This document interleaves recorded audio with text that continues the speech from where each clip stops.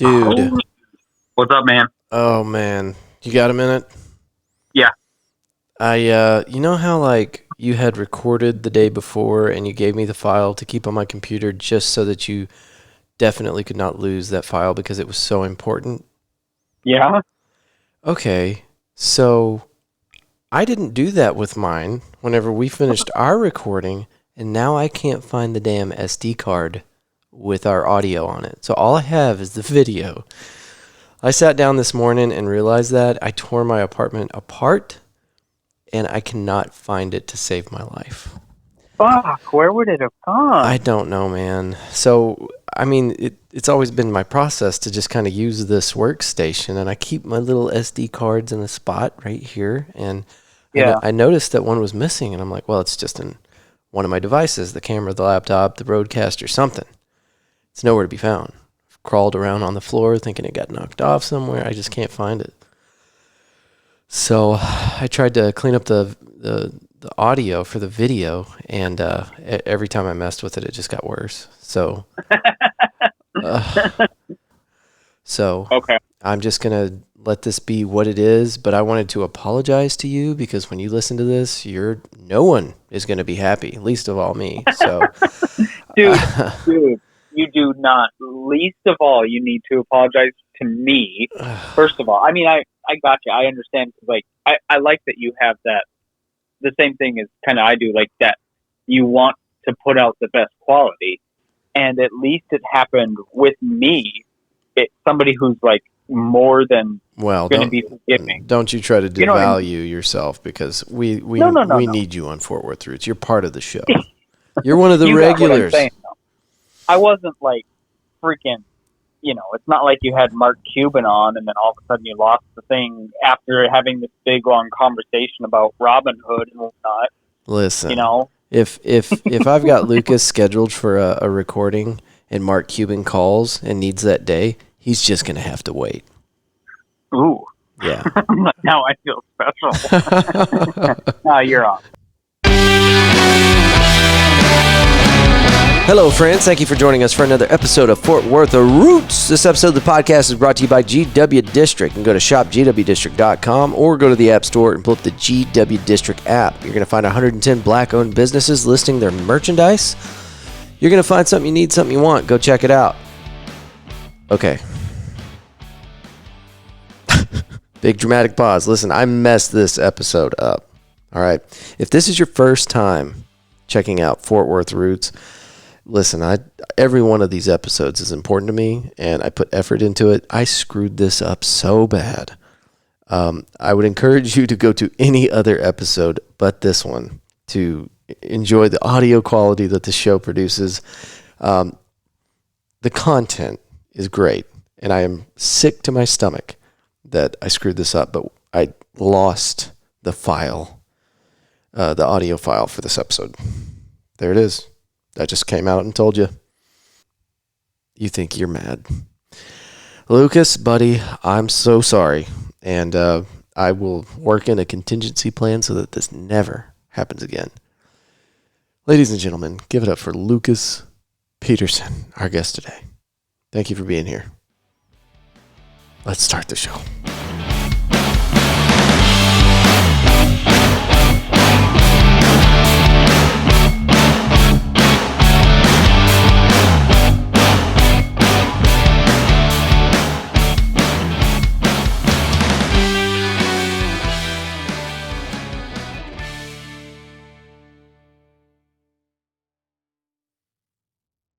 Kept talking about this, and then we brought in Matt.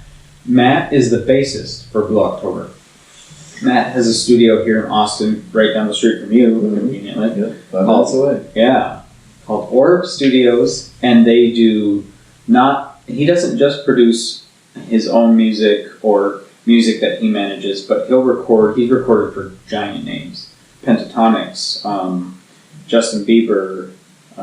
Who's the other one? Third Eye Blind. Wow. Josh Abbott Band. Oh my! This is Matt, right down the street. Right down the street. In that studio. Mm-hmm. Wow, man, that's crazy. So he owns that, and he's the bassist now with Blue October. He owns it with his partner is Sebe Hudson. Mm-hmm. Sebe Hudson was the former guitarist for Blue October. Okay. So he wasn't the original guitarist, but he was one of the first ones. Right. So, and long story short, them two own it together. They manage it. Matt is also a producer. I don't know if Sieb produces, Sieb. But anyway, so Matt produces, and Matt is producing this album for Jackie. Mm. So Mark and I are talking. Basically, we get to a point where Mark is like, okay, we think this song is going to be ready to come out, in December. I think that got pushed back a little bit. Here's what I want to happen. I want you to contact Matt, set up this interview. He knows what's going on. He knows, all this stuff. And I had talked to Matt before for Just Sway. But so I reached out to Matt, got this all scheduled, and Matt was like, hey, yeah, let's do it. Here's what I'm thinking. You come down to Austin, we'll record it, or how does the first weekend in March look? And I was like, let me take about 0.25 seconds and think about this. If I want to go to Orb Studio in Austin, where Matt Noveski is, Can I make that work? Yes. Yes, I can. I'll be there. I will I'm on the way. do whatever it takes to make that work. Right. So yes, that's how I ended up here. A short summary of Jackie and her music is she suffers from synesthesia, which is a word I really struggle to say. But I'm not going to try. It's easier to see and spell, which is kind of weird with what it entails. Mm-hmm. Basically, my understanding of it, and I'm going to get more of an understanding before I put the episode out, because I just talked to her 2 days ago. And I knew this beforehand, but I didn't do enough research.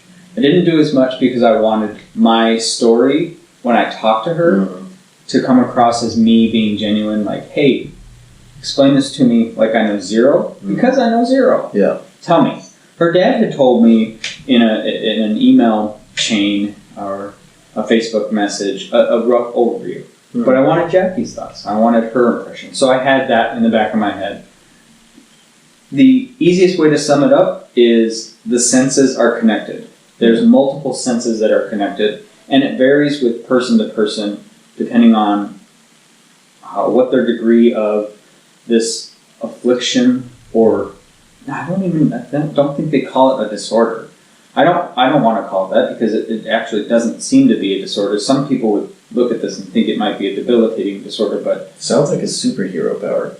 Right? Right. I mean, so it's what you were telling me earlier is she can visualize sound. Yes. Because her senses are connected in a way that confuses the brain, I guess, and mixes the signals. Right? Yeah. So because of that, she can there's a tangible quality to music for her. She can see it. She can kind of feel it. She sees sound in colors. Yeah. And she also sees energy in colors. Mm-hmm. And it's, dude, I got to tell you a story about that too.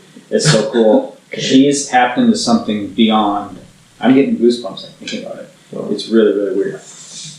And I say weird with the most respect because it's weird in the sense like it's almost this paranormal type thing. But anyway. So yes, if you picture a wavelength, and you and I know what this looks like because we've got it on the roadcaster there. Yeah. But for anybody that's listening or watching, picture a wavelength. You know what an audio file looks like. Most people do.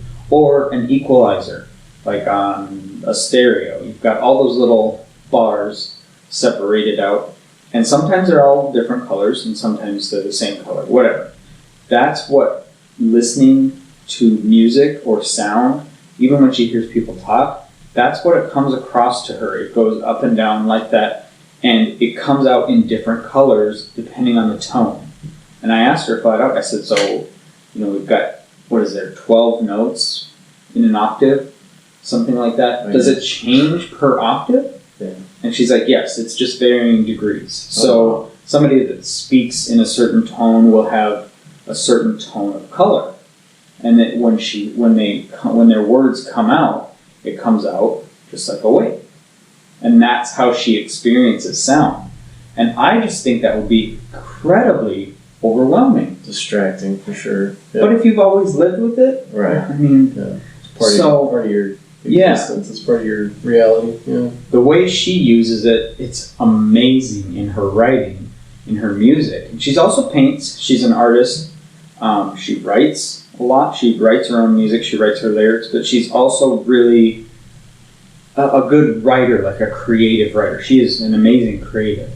But if you picture this wavelength like an EQ, and maybe somebody plays her a melody that's full in their view, like they think it's full, and those wavelengths are all over the place, she comes in with her thinking, and she'll drip colors in there to match or to fill it in. And she kind of did it with her hand with me. She's like, I take my hand, it's like I'm taking my hand with the sounds and the words and the notes, and I just put it in there, and I complete it. And her brain does this automatically. So one real quick story about her with one song, and I don't have this song to play. It blows my mind. Dude, I'm telling you, I didn't know anything about this. Oh, she's so cool. Yeah. She's really interesting. And what's her connection? I mean, other than recording at Orb with Matt, what's her connection with Blue October? So she didn't really know about them beforehand. Okay. But, so her dad was the one who reached out to Matt. Her dad found, I guess through maybe a mutual connection or something, but was looking for somewhere for Jackie to record an album in Austin, and found Matt, talked to him for like a few hours on a Friday night. They got their details ironed out. Jackie's been here since, I think, we're coming up on a year in like June, which was longer than they thought. They thought it was going to be just a few months at first, and then they got into it and realized, well, okay, we have to take a little bit more time. And I think that is Matt being a really good producer, because he recognized the amount of talent this girl had, right, and said, okay, we're going to do, not like he wasn't anyway, but we're going to do everything we need to do. We need to pull in all these other pieces here, because we've got something really truly special here, and we can make something really incredible. And so that's why it's taken so long. That's their connection. The one song I was gonna tell you about in the process of her writing, she wakes up one morning, and this was, I don't know how long ago, I don't know how old she was at the time. Maybe she says it in the recording, but she wakes up at 5:25 in the morning, and boom, there's this song, there's this sound in her head, fills it in with the words, goes to, in her head, like almost immediately. So she goes to a piano, writes it, puts it down, and then plays the sound, and then sings into her voice, or into the phone, and when it's done, the time is 5:55 a.m. That's the name of the song. The demo, Mark, her dad, played it for me yesterday at breakfast. And the demo, she goes, it's 5:55 now. I'm going to go back to bed. And this all started at 5:25, is what you said? Half an hour. Yeah. She wrote a whole song. And you listen to this, dude, I'm telling you. You listen to this, and I get like choked up or emotional about it, because I just think she's really good. You're like, there's no way somebody did that in half an hour. Yeah. The lyrics, what she's talking, dead sleep. Yeah. What she's talking about in there, and I don't know if it came to her in her sleep. I'm not sure if she could pinpoint that, or if she just woke up and it was there and she needed to get it out. Yeah. That's kind of what I understand with hers. These things come to her. Either she hears a sound, or she has an idea, or she has some message in her head or something, and it fills in. Who does that? I don't know. It's crazy, man. Some people have these gifts and they need to be explored. Yeah. People that have an eye for photography, or a beautiful voice, or the ability to create any kind of art, it needs to be encouraged and captured, for sure. Yeah. And I mean, above that too, like, she's just got this effervescent personality. She's got like Vicks Vapor Rub? I don't know. Sorry, I'm being an idiot. No, I don't. That's the perfect word though that I use to describe. She's bubbly and bright, and her hair is dyed different colors, and it changes as she's feeling different things, and she approaches you as if like she's a little leery of you, but then you look at her and you can tell that she's looking at you. She's trying to figure you out. There's like this intensity there too. So we're recording on Friday, and luckily I got this on the recording. It's so wild. we're sitting there, and we've been talking for a while because I got there at like 4:30, and she was there a few minutes after me. And this is probably 4 hours into us talking. Not for all the recording, but 4 hours into our knowing each other. Hadn't talked too much about myself. We're sitting there, Matt was doing something else because he was in there for a lot of the recording. And she just stops and she looks at me and she kind of like looks up and she goes, "You have a lion on you." And I was like, "What?" She goes, "You have a lion on you." I think that's all she said. And I go, "I have a tiger tattoo on my arm, right here. You know, I have a tiger tattoo on my arm." And she goes, "I felt the cat on you." Like, what? Right on. No. I was like, really? And we had these other moments throughout that time where we were just like, whoa, was that you? Was that me? Is that the two of us? Like, what's going on here? And it happens a lot with her, she told me, and I told her the same thing. I'm like, I get that too, and I don't know what it is, but sometimes I can tap in and not like I'm reading your thoughts, but I was just jealous that you got to meet these people and hang out with her, and now I'm like, well, maybe it's better that it was you, because if I was sitting with her, she'd be like, "You have a monkey in your head," or something else. I don't know. Maybe it wouldn't be a lion, it would be a cat. And she doesn't try to pass off as like being a psychic or anything like that. She's not trying to do that. There's just some kind of connection, and I truly believe that for whatever it is that happens in our society or in our world, you know, we've had this talk on other stuff. We largely get closed down to a lot of our senses. There's so much more that we're just not able to tap into. And some of us that are, tap into things that are outside of our logical understanding. Yeah. And they're only outside of our logical understanding because the societal doesn't know that. Well, we dial ourselves back as we progress into adulthood, right? We're last night at the house for the UFC, and we're watching the kids run around in the backyard, goofy as shit, just yelling gibberish and waving their arms around and running around in circles and just being ridiculous, having so much fun, so much joy, so much just energy. And I'm looking at this and I'm like, why are we all doing that? I know. Why are we all out there just running around, screaming, being ridiculous, and just having a good time? Well, it's because like we don't behave like that, you know. You get kind of put in a box and diluted down until finally, here we are. Stuck in our jobs, doing our things. Don't act like that. Don't say that. Don't wear that. Wear this. Or what's next? Yeah. Why am I'm here now, but what's next? Yeah. Go. Yeah. You got somewhere to be. Yeah. And that whole cliche with that thing is really tried and true in the sense of like we don't live for now. It's something you can be mindful about, and I think you can grasp it at times, but I think it's very fleeting and it slips away. Yeah. You know? You have to be actively focused on stuff like that, because I really do think that we get conditioned. I don't have to convince you that, you know, right? By society to live in a certain way and behave and spend your money on the right things. You know, gotta get that new phone. You can't have a car that's too old. The TV's too small. You know. Yeah. You gotta keep up with the Joneses. You know. Yeah.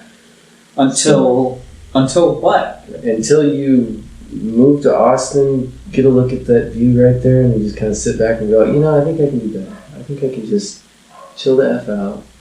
I don't have to have a loaded up credit card. I don't need a vehicle with a $500 a month car payment. I don't need all these things. If I can just reduce everything to zero, I don't have to make that much money. Yeah. If I'm more frugal and I don't spend money on all the bullshit that society says we need, I don't really need that much to survive. We're hippies. I think I'm turning into a hippie, man. I've been watching way too much of The Big Lebowski lately. Yeah. Great show. I love that movie. You think the Rug Pissers did this? So you want to play a song? You want to play it here? New information has come to light, man. Yeah, get that song. Let's go. All right. Here, you want it? Oh, wait, yeah. I don't know. Okay. There. Yeah, just hold your headset all over the table and nobody will hear it. Yeah, and I'll walk in front of the camera. Do whatever you want to do. I'm sure. It's alright. Whatever. Everybody just got a close up of your butt on YouTube. So at this point in the video, I am loading the cell phone Bluetooth from Lucas's phone into the Rodecaster to play the music from the guest that he's been talking about for the past 15 minutes. That's another problem with the whole using the audio from the video, because the camera wasn't hooked up to the Rodecaster. So another issue here with not keeping up with my equipment. I still have not found this SD card. One day I will find it, and it'll be right next to that 10mm socket I lost many years ago. I promise you that I won't do this again. It pains me. Lucas, I'm sorry. We should go to Egypt. Fort Worth Roots from the Sandbox. Your host, Lucas Peterson. I'm not doing any desert gold bomb down the bridges. You don't have to. I'll do it. And I'll be walking around, strutting with my mentholy undercarriage. If the only thing that's You'll just going be on suffering. is you got some sweaty under parts, I can live with that. Listen, I don't know if you've ever experienced sweat like this. That's all I'm saying. Probably not. I don't think so. No. It's more than uncomfortable. You don't think you might be dying. You know you're dying. Really? Yeah. It's just that uncomfortable. You could drink. I think I was drinking probably about 4 gallons of water a day, and I did not pee once. Whoa, because it's just coming out your pores. You were just pissing it out of your pores. Wow. And that might be a slight exaggeration, but at least 2 gallons. At least. I'm serious. Just so goddamn hot. How do they get that water over there? So here's a funny story. So they bring it in on pallets, or this is the way they used to do it. Now some of these bases have piped in water, and they have water treatment machines, equipment, processes on the little bases out there. Now the place that we were stationed at was in Kuwait. Okay. We would take our convoys from a place called Arifjan, and we would take those convoys all the way up north, and we'd deliver stuff to, I think there were 100 FOBs in Iraq at the time. So, and then we'd be up there for a couple weeks and we'd come back. Anyway, so in Kuwait, they would bring in these pallets of water, and on the pallets were boxes of water, and inside the boxes were, I think, 6 or 8 large, 2-liter bottles of water, right? And that is how you got all your drinking water. And then the shower water, gray water, or whatever you want to call it, it was trucked in. And I mean, every day. They had to truck in water every day. Man. Yeah. The expense of that is just crazy. Yeah. So they did it like that in Arifjan, and they did it like that in Cape Verde. So anyway, so you get these water bottles, and that's your drinking source. So one day, and before I go on with that story, people were getting so sick. These bathhouses were not terrible, right? Pretty moderate accommodations. They had electric, and I think most of them had a window unit for AC, 4 or 5 stalls, and then you got your sinks and everything. Not bad. But the plumbing wasn't great. Yeah. And these soldiers would go in there. No fault of their own.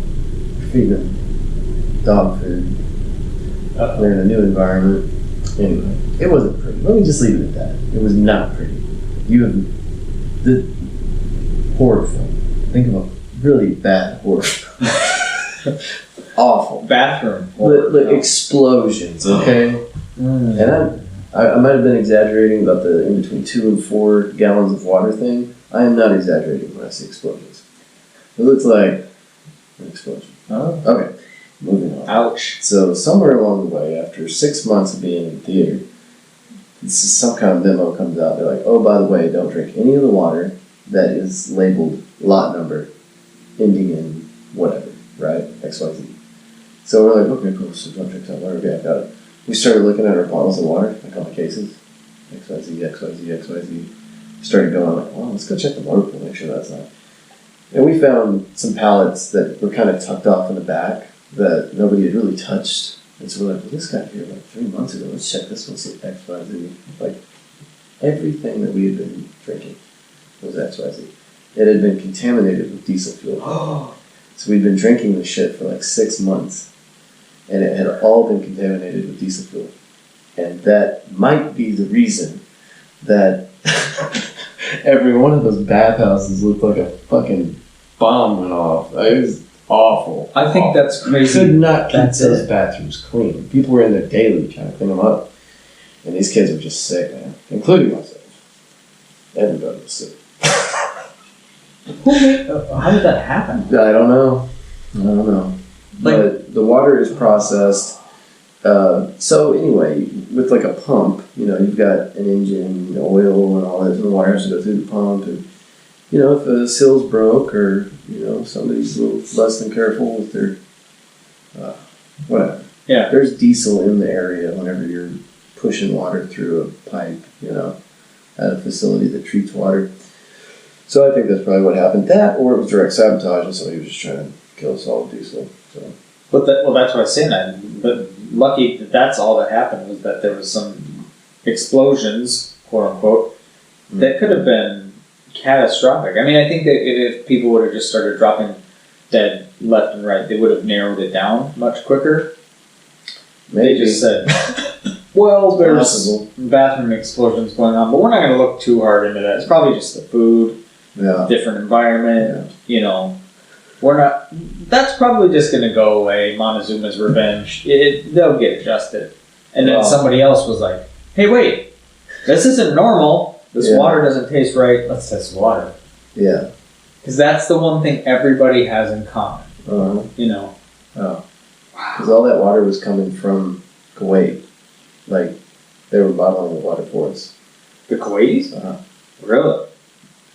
Yep. I don't think they would do that. I don't think so either. But Yeah. the Kuwaitis don't actually do shit.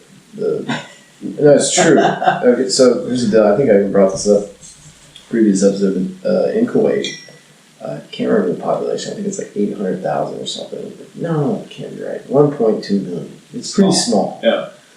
So, Plano. Jesus, yeah. Maybe that's wrong. Anyway, whatever the damn number is, 2/3 of the population of Kuwait is not Kuwaiti.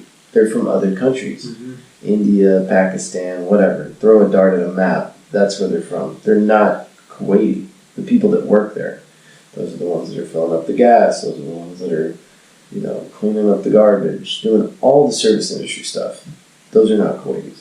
And whenever you see a Kuwaiti in Kuwait City, they're walking around, staring at their phone, shopping, doing whatever, but they don't work. So when I say the Kuwaitis, they're very well taken care of. All the oil that flows through the Kuwaiti harbor and go into other countries or into a pipe or whatever, they draw royalties from that, and they get a check every month from the Kuwaiti government. And there's several requirements, I'm sure, and if you get in the shit house, then they'll probably cut you off, but you gotta go to the desert for, I think, 2 weeks a year. Your family has to live out there in a tent because, God.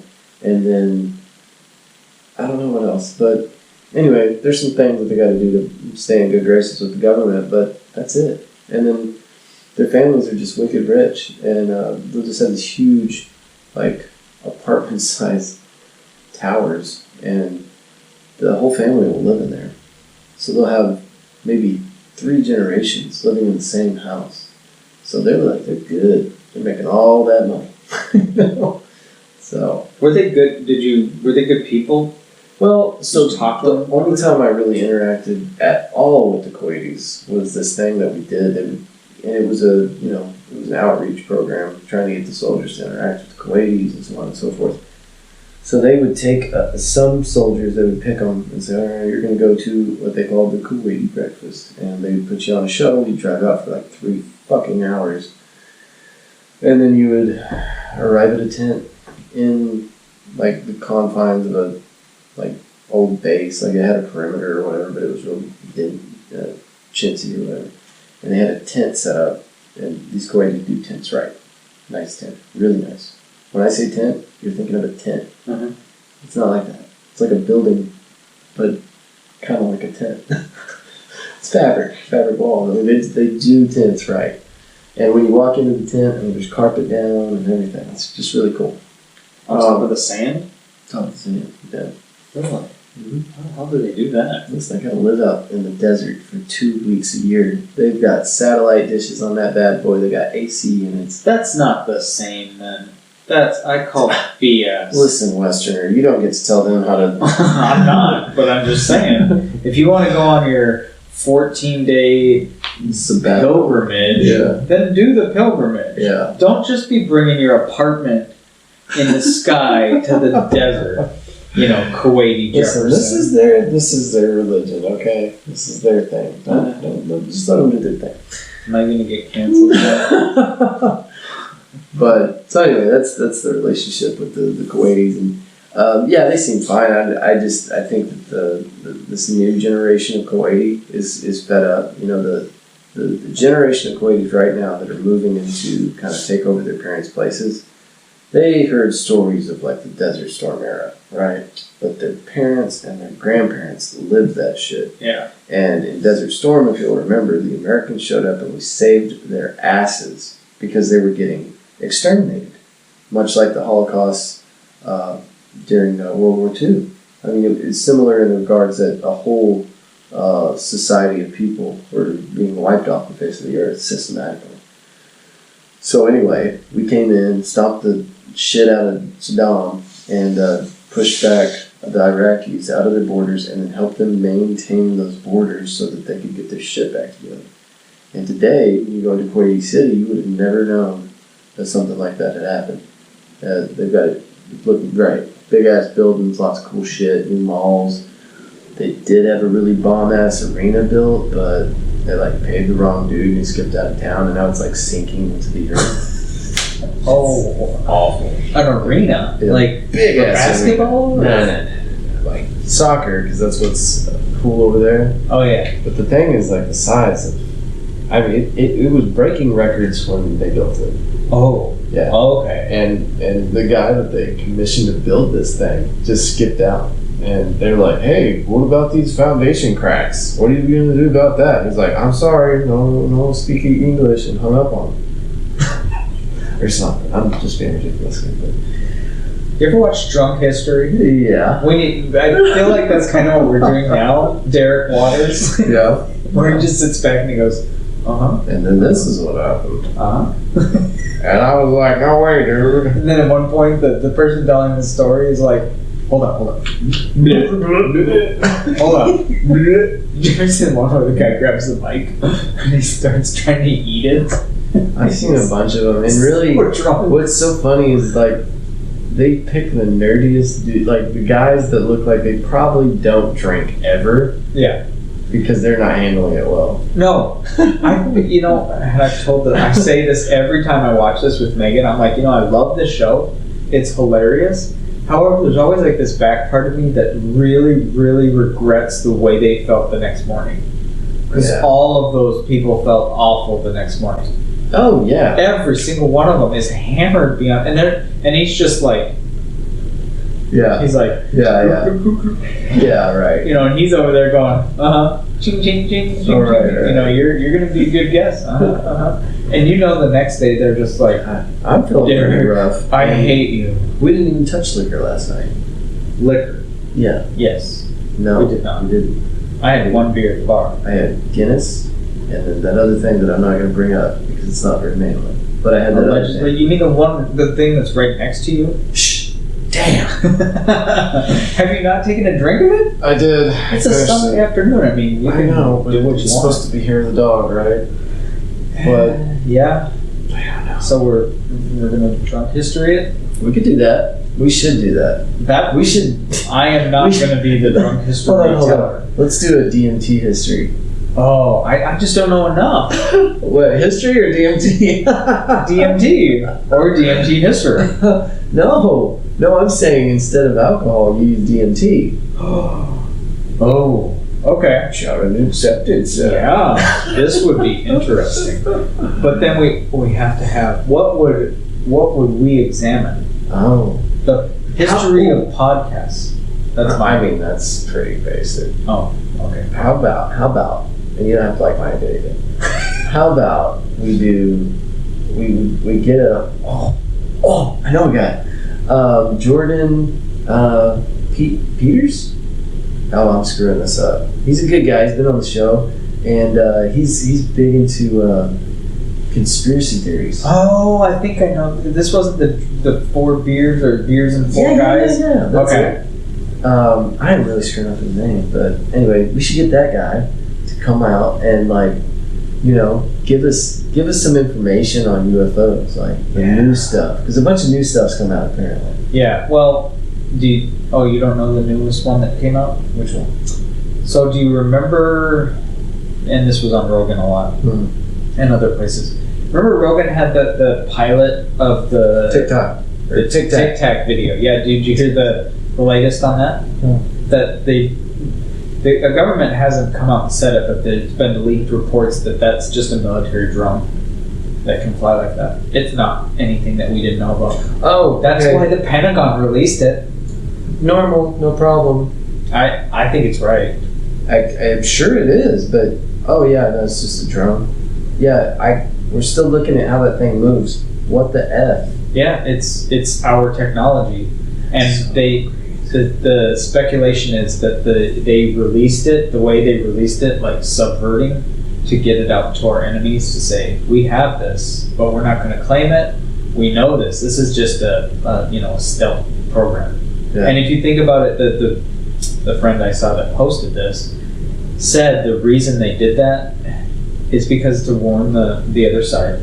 But we have not produced anything except since the stealth fighter. Yeah. Like that era or that section hasn't produced anything since the stealth fighter. It only makes sense that they have something. Well, I've been saying that for years, man. The SR-71 was built and put into commission in like 68.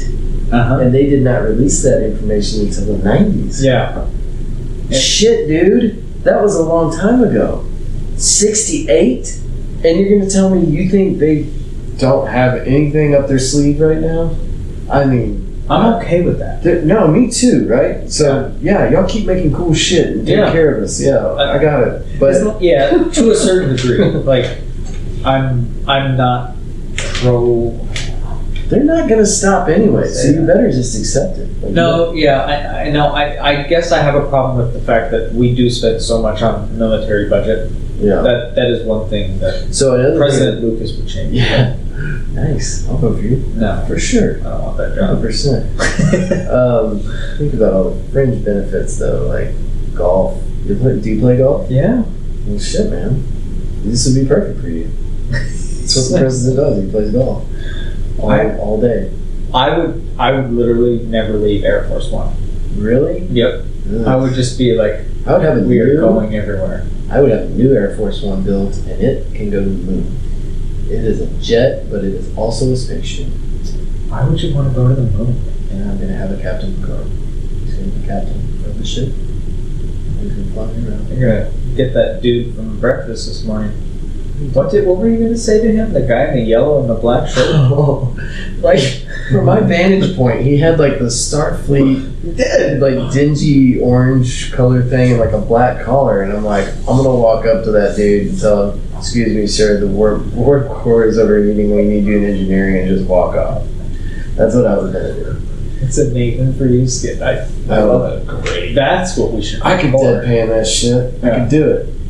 You'd have to wear a different outfit. We've got too many ideas going here. Yeah. We gotta do the DMT drug history thing first. You gotta talk to my friend Chris. He would love to talk to you. He's an actor. Chris, what's up? He's got all kinds of freaking awesome skits and shit. He's funny too. Nothing would make me happier than just mess around doing skits all day. I love those. Like, it's funny. It's nobody gets hurt. Yeah. You don't gotta do some stupid jackass. No, you don't need to go into a store and knock shit off the shelves. Or make somebody feel bad. Yeah. Technically, would we be in that sense because we're kind of poking fun at the war? Well, I don't know. Here's what you do. You frantically go find yourself a Star Trek engineering uniform, same color, with the collar and the right orange. Get dressed, go back, and then do the thing. And you have to have a tablet in your hand too, and you have to be like working on something. And then just walk in, go right to the table, and then walk out, and then leave. Exactly. What kind of car would you show up in? No car. No car. No car. No car. Why would you have a car? You just go around the corner and then maybe a car. But you can't let him see the car because he has to think that you did one to beam up. Oh, yeah. And he needs to fix it. Right. Or something. Warp core. The warp core is overheating. It's overheating. Get on it. He's needed. Captain shirt dude. Whatever. All right, so here's the plan. Okay. I know you got to get home. You got a long drive back to Fort Worth, and thank I'm not going you. to Fort Worth. Plan out. I love Fort Worth though. Yeah, I know you do. I won't go near it. Oh, I mean, driving home. Yeah. That sounded really bad. That did sound bad, but we're just gonna move on. We're gonna I go love past Fort it. Worth. So, wrecked my train of thought. Damn it! Lucas. Your outro. I'm not worried about the outro right now. Okay. I'm gonna take you to the place. I didn't set this up. You picked that cup. That's the cup you pulled out. Oh, wow. We're Okay. going to the Oasis. It's It's a place kind of off of 620 on the west side of Austin, and it overlooks the lake. And it's just Damn 20. ass. What are you talking about? 820 in Fort Worth. I don't even know if I just told you the right road. I was like, 620 doesn't sound right. Why is there a 20 down here? It's way up there. 620. Oh, maybe it's State Highway 620. I don't know. Well, let's go. Either way, it'll be fine. We'll figure it out. Thank you for. I know you just came down here to see me, so thank you so much for making a long, excruciating drive to Austin. And I'll be up there to see you soon. And then maybe if you My come down hemorrhoid will soon, thank you. maybe next time you can bring Megan and she can do some impersonations. She's not the hemorrhoid, by the way. The poor thing must be killing you. It's not pleasant. What's the impersonation that Megan does? Oh, Michael Caine. I should have had it ready. We could have queued it up and put Would it on she the kill thing. you? You're on No, Bluetooth right now. She wouldn't kill you? Well, here we go. Is it still connected? Yeah, so this is, unless it's Oh, not there. you know what? Hang on. Let's see. It might not be saved because. Oh no! Here we go. So we got to set it up first, just so they know. So Lucas's fiance or girlfriend? Girlfriend does a wicked good Michael Caine. And this is the recording that she sent us last night.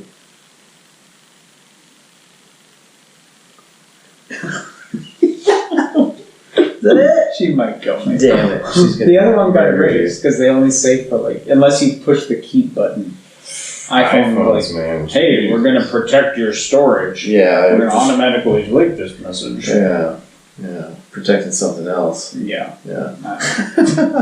All right, man. Well, thanks for coming down. Thanks for doing the podcast. And Thank you. Before we get out of here, tell Fort Worth Roots listeners where they can find your content. Just Sway, and if you search on iTunes or Simplecast, Spotify. I mean, it is on Simplecast, but They're not going to find it. no, Spotify, iTunes, iHeartRadio. Oh my gosh, all the big podcast providers. He's there. And then also go check out Horrorful Podcast. Yeah. Yeah. And I'm looking forward to Andy. Reuniting? Not Where slacking are you, off. Andy? Dude. No, it's been both of us together. We've communicated about it, so. All right. All right. Well, thanks again, Fort Worth Roots. We'll see y'all next week. I'll see you on the next episode. Did you just listen to that whole episode? My God, you're my hero. Again, Lucas, buddy, I am so sorry. And to my listeners, or the listeners, you're not mine, I don't own you. Thank you for bearing with me. That will never happen again. I'm going to take better care of my files, and I'm also going to implement a kind of a secondary recording method so that if it ever happens again, at least I've got something better than the audio coming out of the damn GoPro. Jesus, terrible. Okay, I'll stop apologizing. You know I'm sorry. Forget about it, right? Lucas, you can find his podcast at Just Sway, and that is on all of your favorite podcasts. All of your podcast players. Spotify, the Apple podcast platform, all of it. Look it up. You'll find it. Just Sway is about the band Blue October and the people that were impacted by the music.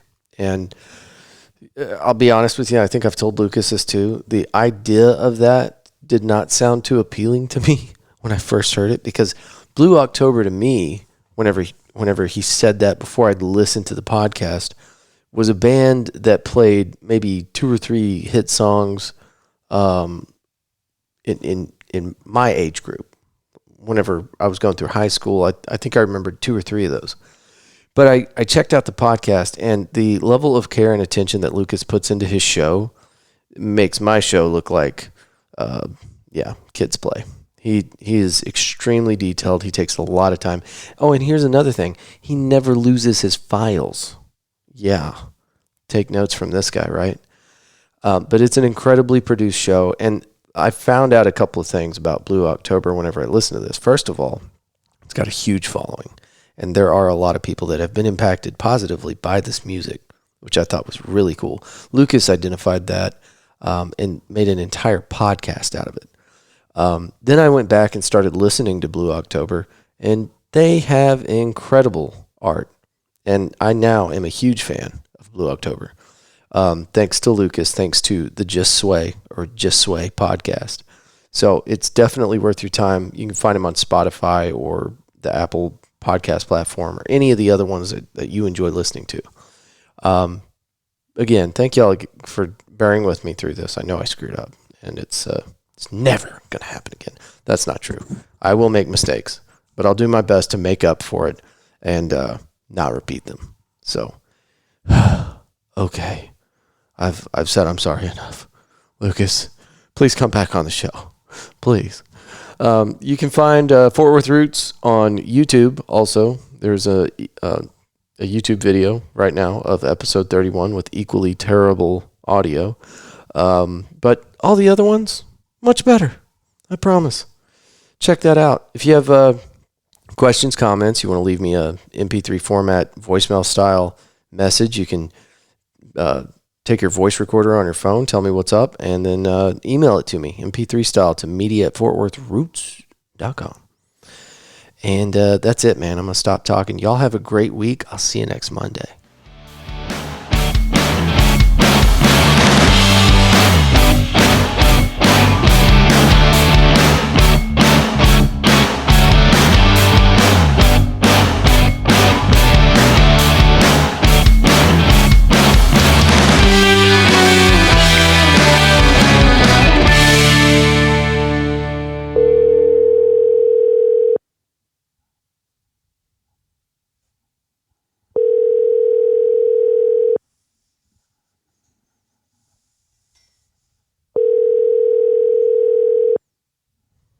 What's up?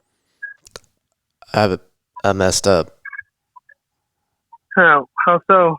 I can't find that SD card anywhere, and the audio from the camera is terrible. Well, that sucks. So, I'm recording you right now. I'm in the middle of working out still. That's cool. So, Yeah. I need some advice here. Do I take what I've got from the camera's audio, which, by the way, is awful, and just explain to people how big of an idiot I am? Or do I just scrub the whole thing? How good was the podcast? It's me and Lucas. It's always great. Okay, well, I mean, if it's that great, if it's great content, you can't, just throw it away just because the quality's a little bit down. See what you can do with the quality. The more I mess with it, I would explain it. The more I mess with it, the worse it gets. Okay, then don't mess with it. It's so bad. I agree with you. I think what you're saying is true, but this is bad. The audio is it's terrible. So what I think I'm going to do is call Lucas and apologize. Tell him how big of an idiot I am. And then I think I'm just going to use a segment, the best segment of the recording that I can find. And then this is just going to, 31 is just going to be a cautionary tale, I think. I almost called Christopher Jordan, the guy that I did an interview with last night. Yesterday was the second time he's been on the show. And we recorded at his studio. And he has all the AV equipment, all the stuff for making sounds. and for editing and whatnot. Super badass mega computers and stuff like that. But I feel like it's early in our relationship for me to be calling with an SOS like, hey man, I screwed up. What do I do? Yeah.